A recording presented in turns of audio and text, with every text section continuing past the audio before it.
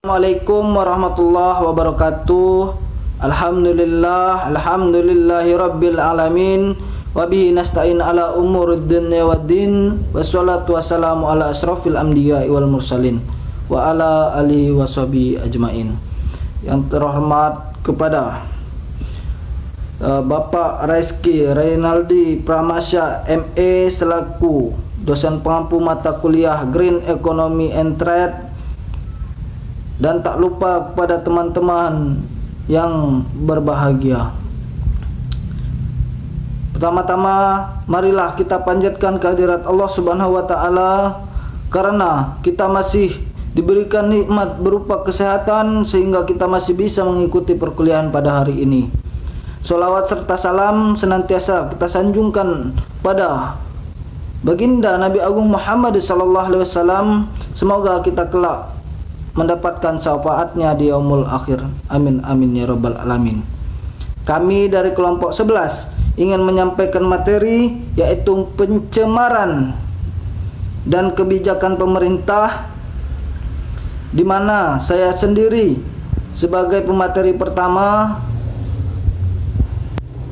Saya Agung Kurnia dengan NPM 2051030389. Pemateri kedua ada Raifanda Sandiaswari dengan NPM 2051030130. Yang selanjutnya ada pemateri terakhir yaitu Ulfa Syariatun Hasanah dengan NPM 2051030256. Langsung saja ke materi yang pertama. Materi pertama, kebijakan industrial hijau.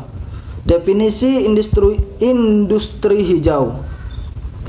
Industri hijau adalah industri dalam proses produksinya mengutamakan upaya efisien dan efektivitas penggunaan sumber daya secara berkelanjutan sehingga mampu menyelaraskan pembangunan industri dengan kelestarian fungsi lingkungan hidup serta dapat memberi manfaat bagi masyarakat. Pencapaian industri hijau. Pencapaian industri hijau itu antara lain yang pertama itu meningkatkan upaya pengelolaan internal atau housekeeping. Yang selanjutnya ada peningkatan proses pengawasan. Yang ketiga ada daur ulang bahan atau material. Yang keempat ada modifikasi peralatan yang ada. Yang kelima teknologi bersih. Yang keenam perubahan bahan baku. Yang ketujuh modifikasi produk. Dan yang terakhir pemanfaatan produk samping. Manfaat penerapan industri hijau.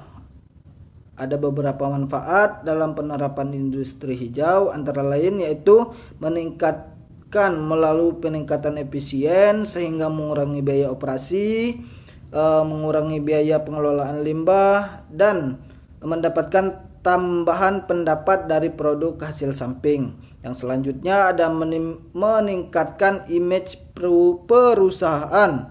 Yang ketiga yaitu meningkatkan kinerja perusahaan, memperoleh akses pendanaan,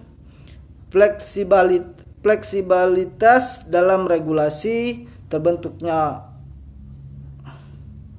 peluang pasar baru, serta menjaga kelestarian fungsi lingkungan. Definisi WTO. World Trade Organization adalah organisasi perdagangan internasional yang mengatur perdagangan antar negara di dunia. Organisasi WTO memiliki kedudukan yang independen dan terlepas dari badan khusus PBB.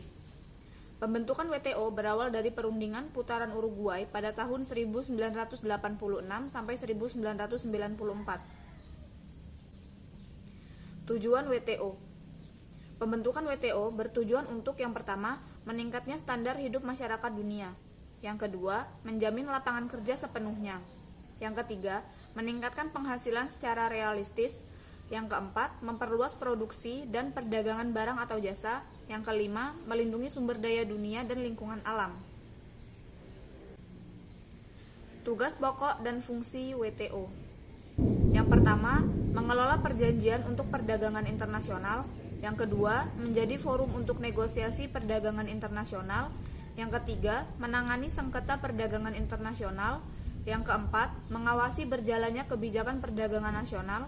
Yang kelima, memberi bantuan teknis dan pelatihan untuk negara berkembang. Yang keenam, melakukan kerjasama dengan organisasi internasional lain seperti IMF dan Bank Dunia. Studi kasus. Industri logam di Desa Pesarean ada dua jenis, yaitu industri peleburan logam dan pengecoran logam. Industri peleburan logam menggunakan bahan baku dari timah, kuningan, aluminium, dan tembaga yang diolah menjadi barang setengah jadi atau ingot. Sedangkan industri pengecoran logam menggunakan bahan baku rongsokan seperti casing, HP bekas pintu, bekas sabuk, dan barang rongsokan lainnya yang diolah menjadi barang baru. Biasanya berupa barang kelistrikan atau sesuai pesanan yang diminta oleh konsumen. Perbedaan kedua industri tersebut adalah pada industri peleburan logam, bahan baku yang digunakan melalui proses peleburan terlebih dahulu. Bahan baku yang digunakan dileburkan terlebih dahulu menjadi serbuk untuk mempermudah pengolahan bahan baku menjadi barang setengah jadi. Dalam proses peleburan, zat-zat atau unsur-unsur baku yang digunakan meskipun bahan baku tersebut sudah menjadi serbuk bahan baku industri peleburan logam dapat terhirup ketika bernapas dan mengendap di dalam tubuh manusia. Dari serbuk-serbuk bahan baku yang mengendap di dalam tubuh dapat menimbulkan penyakit yang beraneka ragam seperti asma, ispa, tukak lambung, infeksi akut pada sistem pernapasan bagian atas, dan juga darah. Pelaku industri serta masyarakat tercemar limbah yang dihasilkan industri peleburan logam melalui gas atau asap yang mengendap di tubuh.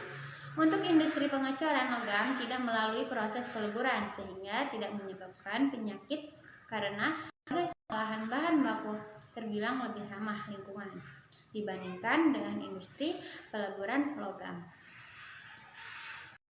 Sisa pengolahan industri pengecoran logam dapat dibersihkan, tidak mencemari lingkungan hidup di sekitarnya.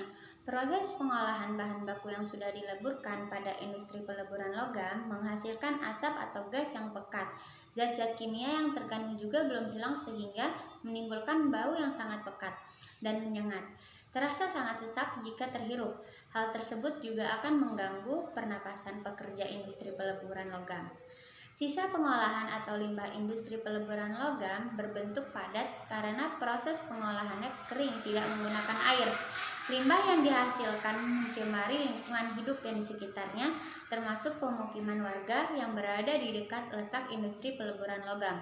Karena limbah tersebut dibuang begitu saja oleh pelaku industri, limbah tersebut tidak dibuang jauh dari pemukiman warga, melainkan dibuang sembarangan oleh pelaku industri. Awalnya hanya satu pelaku industri saja, kemudian diikuti oleh pelaku industri peleburan logam lainnya. Limbah padat yang mencemari tanah pemukiman warga akan menjadi tanah tersebut menghitam serta merusak lingkungan hidup yang berada di sekitarnya.